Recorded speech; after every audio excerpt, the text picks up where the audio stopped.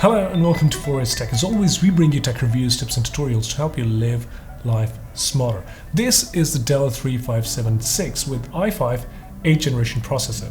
It's a very special laptop, mainly because it falls right into that budget spot for most students, a lot of self-starting entrepreneurs, and most office working scenarios. With a weight of about 2 kilos and a thick profile, it's a polycarbonate plastic body. But I like the grey color with reflective body, which seemingly should get easily scratched, but it's not that bad at all. It looks good. Now, the screen is pretty rigid. You open it up and you get a lean angle of about 120 degrees, which doesn't really wobble. 15.6-inch Full HD LED panel. It's an anti-glare panel and it's about 270 nits bright, which for a budget laptop is really good. Now the viewing angles aren't that good, but color contrast does well for most graphic intensive users. Photoshop users will find this a decent display. So compared to previous budget Dell laptops that I've reviewed, this is definitely one of the brightest ones for both indoor and outdoor scenarios. Now, before I talk about the keyboard, the layout is good. They're good key response, but the feel of these keys is just too flimsy, it's too noisy. From the sound of it, it just feels they're gonna come off any minute. They don't actually, but it just feels like that. The mouse pad does well and it does what it should. You get decent response, you get multi-touch gestures. Now let me get to internals. I mean, I don't like the fact that Dell still ships this thing with 4 GB RAM and 1 TB of a very conventional hard drive with a spinning rate of 5900 RPM. I mean, with that in mind, straight away I took out the traditional conventional hard drive and replaced it with the 256 GB SSD. Then I added on about 4 GB of RAM to make it a total of 8 GB. Now, it can be expanded up to 16 GB, but I stood at 8 GB. Now that's a very balanced combination of hardware to go for a budget laptop. I mean, these are the changes I recommend to most day-to-day users when they're buying a laptop on budget. Now it boots fast and it just makes the machine becomes properly usable for the favorite applications. You got surfing, got a bit of Photoshop and a bit of Premiere as well. I'm not saying go all haywire with the full HD video editing, do all the transitions and stuff like that, but it's a decent laptop which can edit your HD and even full HD video footage.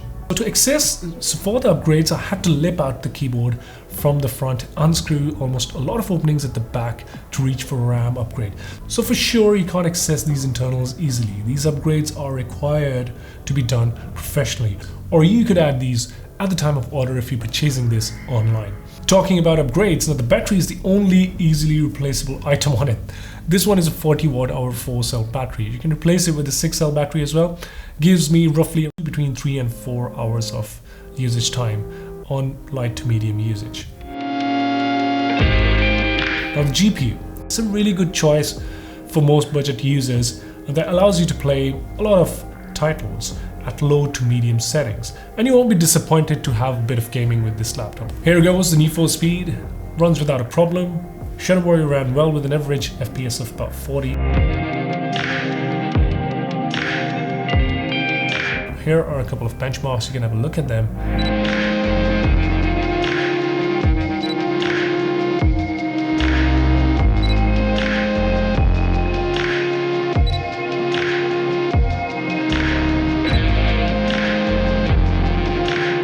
Talking about games, thermals are decent when you're running the game. We have air intakes at the bottom and vents. Fans do get fairly loud, but they do well to keep the temperature from peaking.